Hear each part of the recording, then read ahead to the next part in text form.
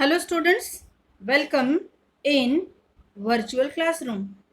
Today we are going to learn the second lesson which is given in our textbook, that is 12th standards new designed textbook. The title of the lesson is On Saying Please, and we are going to learn this chapter in Marathi in two separate videos. हो, हा पाठ आपण आज अभ्यासतोय मराठीमध्ये. आपण या पाठाचा इंग्रजीमध्ये देखील यापूर्वीच्या 2 व्हिडिओजमध्ये अभ्यास केलेला आहे, ज्याच्या लिंक्स तुम्हाला दोन्ही मराठी व्हिडिओच्या डिस्क्रिप्शन बॉक्समध्ये मिळू शकतील. चला तर अभ्यासूया A.G. गार्डिनर यांचा ऑन सेइंग प्लीज. पाठाला सुरुवात करण्यापूर्वी लेखकाविषयी आपण थोडीशी माहिती करून घेऊया. अल्फ्रेड जॉर्ज गार्डिनर हे त्यांचे पूर्ण नाव. गार्डिनर यांचा जन्म चेम्सफोर्ड, एसेक्स या ठिकाणी झाला. त्यांच्या साहित्य कारकिर्दीची सुरुवात पत्रकारितेपासून झाली. वयाच्या 37व्या वर्षी लंडन येथे द डेली न्यूज या वृत्तपत्राच्या संपादकाची धुरा त्यांनी अतिशय यशस्वीपणे सांभाळली. दैनंदिन जीवनात नैतिकतेच्या महत्त्वासंबंधी त्यांनी अनेकदा प्रश्न उपस्थित केले. अल्फा ऑफ द प्लो या टोपण नावाने त्यांनी अनेक पुस्तकं लिहिलेली आहेत. त्यांचे सर्वच लिखाण पुस्तकाच्या स्वरूपामध्ये अतिशय मनोहर, सुखद आणि विनोदपूर्ण आहेत. जीवनातील सत्य सोप्या आणि मनोरंजक पद्धतीने समजावण्याचा प्रयत्न त्यांच्या अनेक निबंधांमध्ये आपल्याला प्रत्ययास येतो.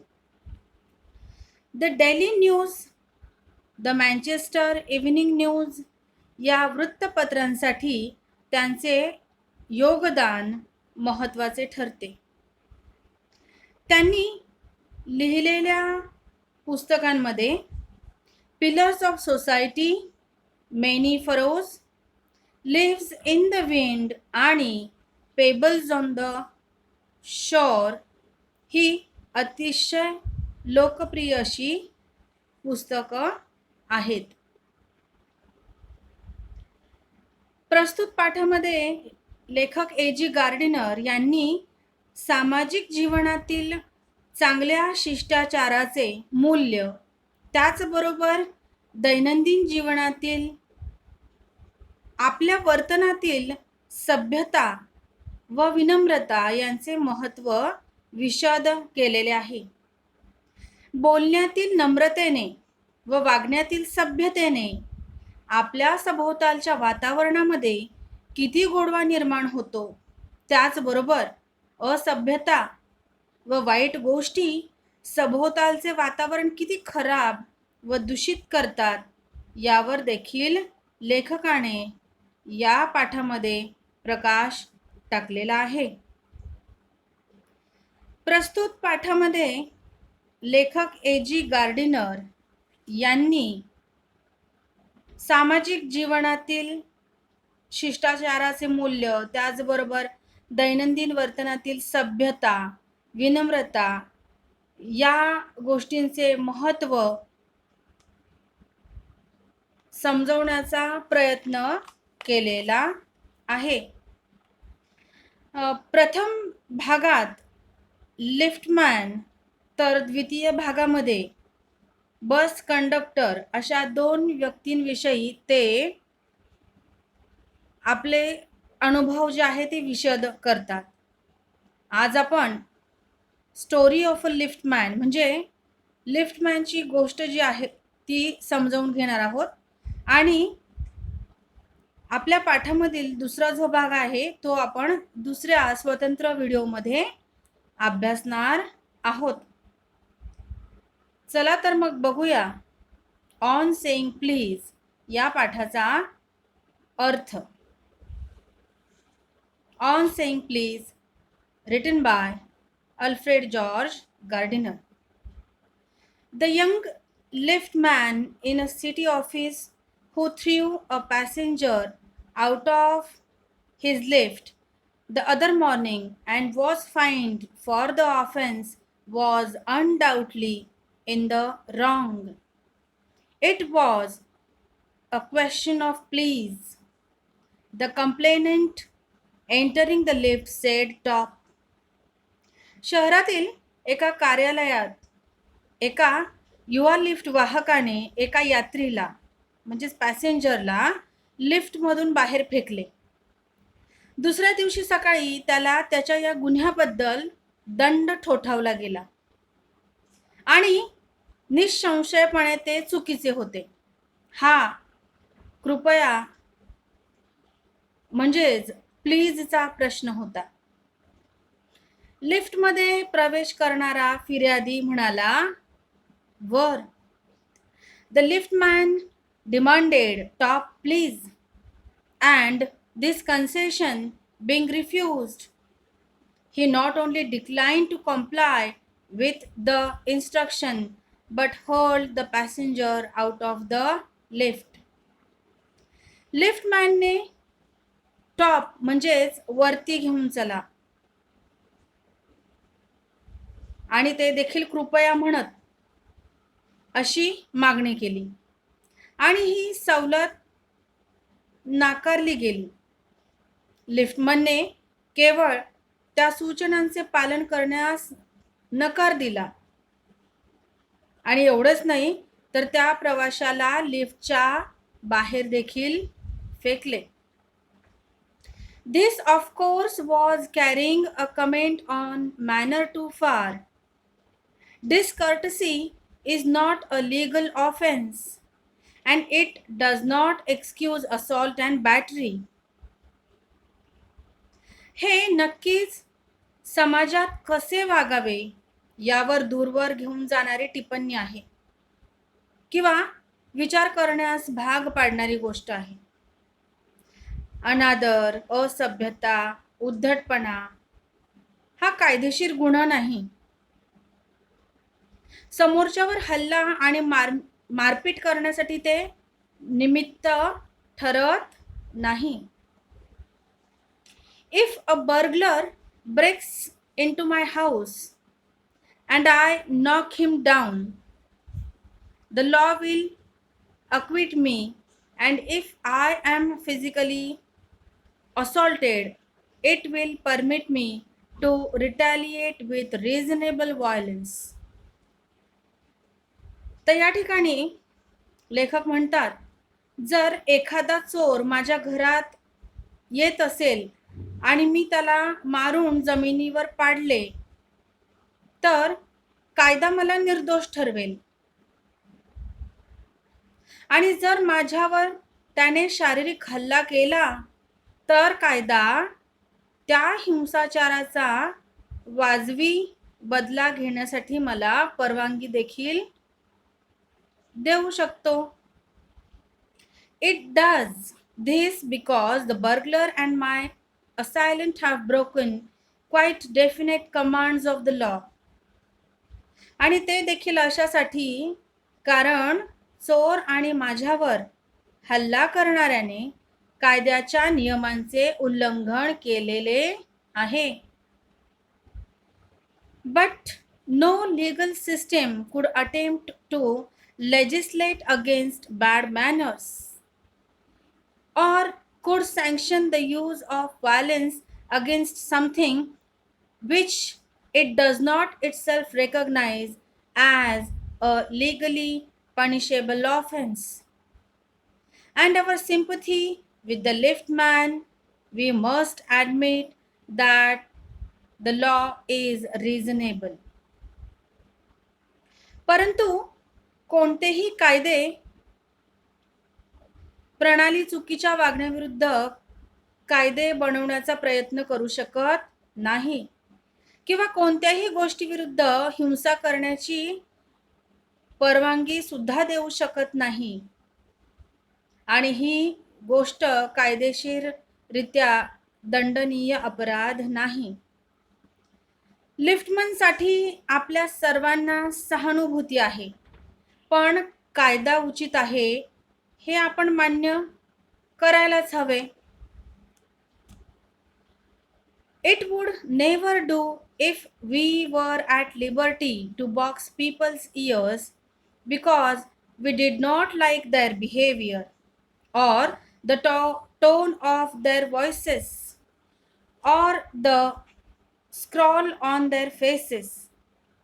Our feasts would never be idle, and the gutters of the city would run with blood all day.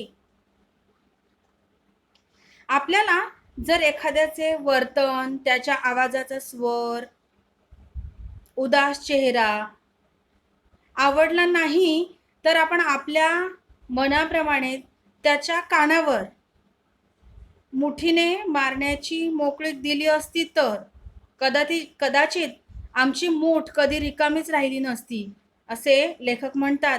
आणि शहरातील गटारे दिवसभर रक्ताने वाहिले असते. असे कधीही होऊ शकत नाही किंवा ते होऊ शकणार नाही. I may be as uncivil as I may please, and the law will protect me against violent retaliation. I may be haughty and boorish, and there is no penalty to pay except the penalty of being written down an ill-mannered fellow. मी जेवढा पाहिजे तेवढा असभ्य वागू शकतो आणि कायदा मला हिंसेच्या केलेल्या प्रतिकाराबद्दल माझे रक्षण करेल. आणि मी गर्विष्ठ किंवा असंस्कृत देखील असू शकतो. तेथे कुठलाही दंड अदा करावा लागत नाही. फक्त एक अशोभनीय सहकारी असा अपराध त्यावेळी लिहिला जाईल. The law does not compel me to say please or to attune my voice to other people's sensibilities any more than it says that I shall not wax my mustache or dye my hair or wear ringlets down my back. It does not recognize the laceration of our feelings as a case for compensation. कायदा मला कृपया किंवा समोरच्या व्यक्तीच्या संवेदना समजून घेऊन बोलण्यास बाध्य करू शकत नाही किंवा असेही म्हणू शकत नाही की मी मिशा काढू शकत नाही, केसांना रंग देऊ शकत नाही किंवा पाठीच्या मागे रिंगलेट म्हणजेच लटा ज्या आहे त्या घालू शकत नाही. थोडक्यात भावनांना दुखावणे हे नुकसान भरपाईचे प्रकरण होऊ शकत नाही. There is no allowance for moral and intellectual damages in these matters. This does not mean that the damages are negligible. या सर्व प्रकरणांमध्ये नैतिक आणि बौद्धिक नुकसानांना अनुमती नाही. याचा अर्थ असा नाही की नुकसान नगण्य आहे किंवा ते क्षुल्लक आहे.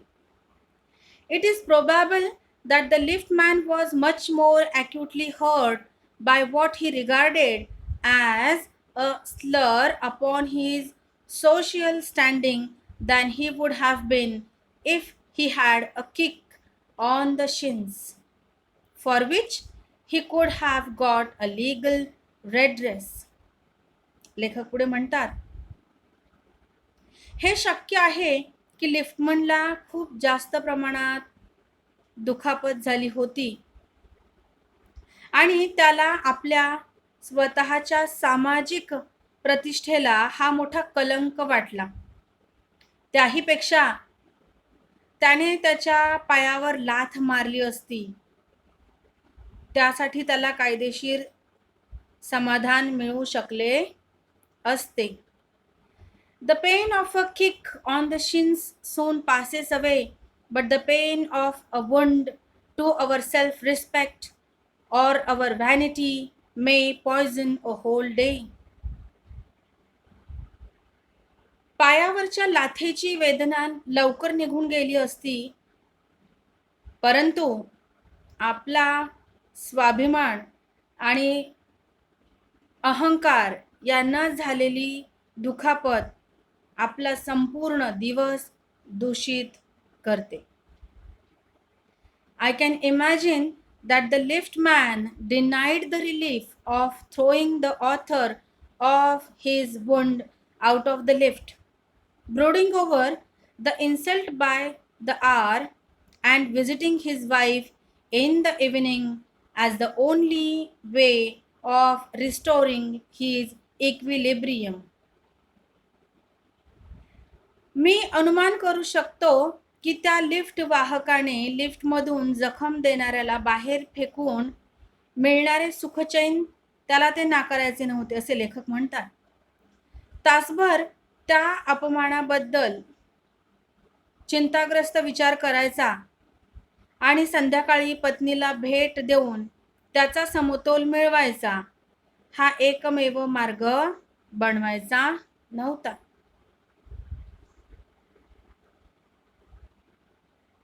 For there are few things more catching than bad temper and bad manners. When Sir Anthony Absolute bullied Captain Absolute, the latter went out and bullied his man Fag, whereupon Fag went out downstairs and kicked the page boy. वाईट स्वभाव आणि वाईट वागणुकीपेक्षा फार कमी गोष्टींकडे आपण आकर्षित होतो. त्यासाठी लेखक या ठिकाणी एक दाखला देतात, एक उदाहरण देतात. जेव्हा सर अँथोनी ॲब्सोल्यूट कॅप्टन ॲब्सोल्यूटला धमकावतो, त्यानंतर कॅप्टन ॲब्सोल्यूट बाहेर जाऊन त्याच्या माणसाला धमकावतो, फॅगला. ज्यानंतर फॅग खालच्या मजल्यावर जातो आणि त्याच्या नोकराला तो लाथ मारतो. Probably the man who said top to the liftman was really only getting back on his employer who had not said good morning to him because he himself had been henpecked at breakfast by his wife, to whom the cook had been insolent because the housemaid had answered her back.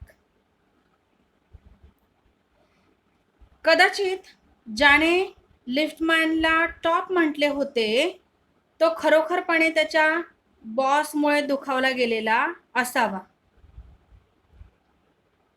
ज्याने त्याला शुभ सकाळ असे म्हटलेले नव्हते, म्हणजे त्याच्या बॉसला शुभ सकाळ म्हटलेले नव्हते, कारण बॉसला स्वतःलाच न्याहारीच्या वेळी त्याच्या बायकोने कदाचित कटकट केलेली होती आणि त्याच्या पत्नीशी तिचा स्वयंपाकी उद्धटपणाने वागला होता आणि कदाचित काम करणाऱ्या स्त्रीने स्वयंपाकाला प्रत्युत्तर दिलेले होते. We infect the world with our ill humors. Bad manners probably do more to poison the stream of the general life than all the crimes in the calendar. लेखक या ठिकाणी म्हणतात, आपण आपल्या परिहासाने जगाला संक्रमित करतो. दिनदर्शिकेतील सर्व गुन्ह्यांपेक्षा वाईट शिष्टाचार कदाचित सामान्य जीवनाच्या प्रवाहात अधिक विषबाधा करण्यासाठीचे कार्य करत असते. For one wife who gets a black eye from an otherwise good natured husband, there are hundreds who live a life of martyrdom under the shadow of a morose temper. But all the same, the law can't become the guardian of our private manners. चांगला स्वभाव असलेल्या पतीमुळे बायकोच्या डोळ्याखाली कधीतरी काळी वर्तुळे येतात.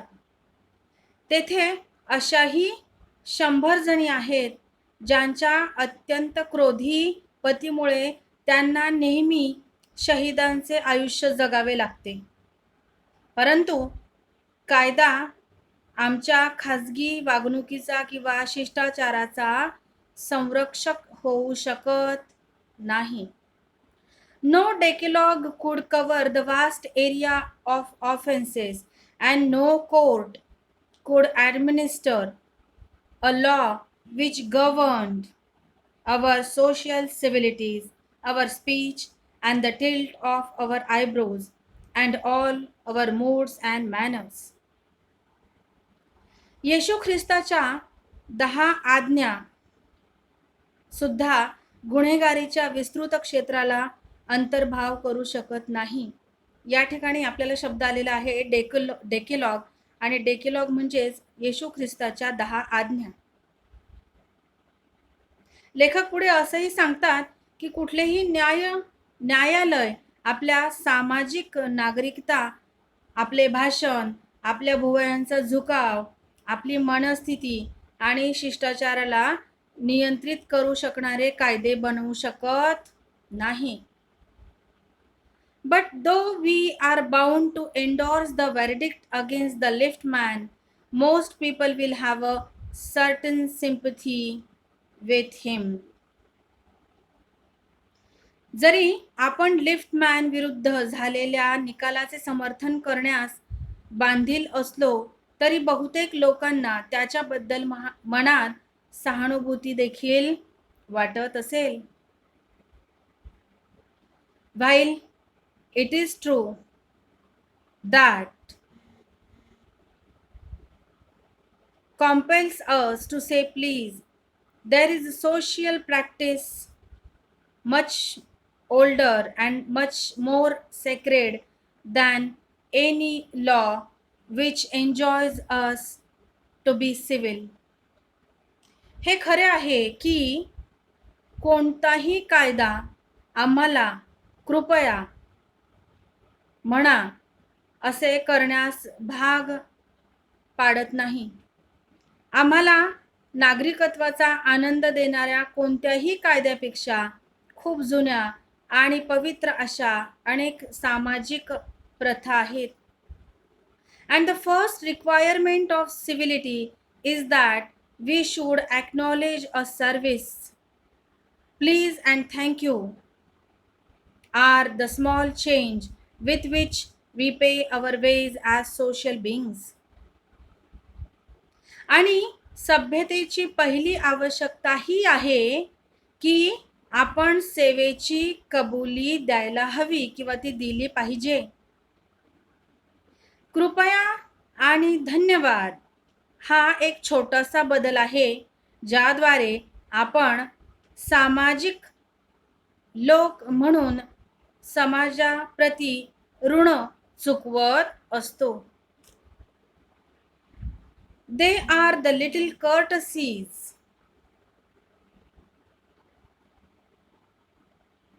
by which we keep the machine of life oiled and running sweetly. They put our intercourse upon the basis of a friendly cooperation, an easy give and take, instead of on the basis of superiors dictating to inferiors.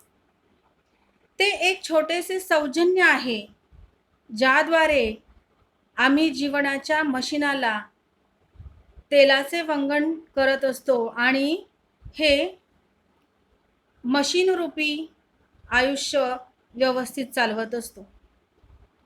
त्यामुळे आमचे संभाषण कनिष्ठांना हुकूम देणारे, वरिष्ठ असे न राहता मैत्रीपूर्ण सहकार्याच्या जोरावर चालते आणि एका सोप्या देवाणघेवाणीसारखे ते चालत राहते, असे लेखक या ठिकाणी आवर्जून सांगतात. It is very vulgar mind that would wish to command where he can have the service for asking and have it with willingness and good feeling instead of resentment. लेखक या ठिकाणी सांगतात, हे खूप अरसिक असे मन आहे जे आदेश देण्याची इच्छा करते, जिथे त्याला विचारण्याची सेवा मिळते आणि रागाऐवजी ते तत्परतेने आणि चांगल्या भावनाने तो स्वीकारतो. तर अशा पद्धतीने सामाजिक जीवनामध्ये सभ्यता, शिष्टाचार, नैतिकता या सर्व घटकांना अतिशय महत्त्वाचे स्थान आहे आणि या गोष्टी ज्या आहेत त्या दैनंदिन जीवनामध्ये आपण फॉलो करायलाच हव्या. तर आज अशा पद्धतीने आपण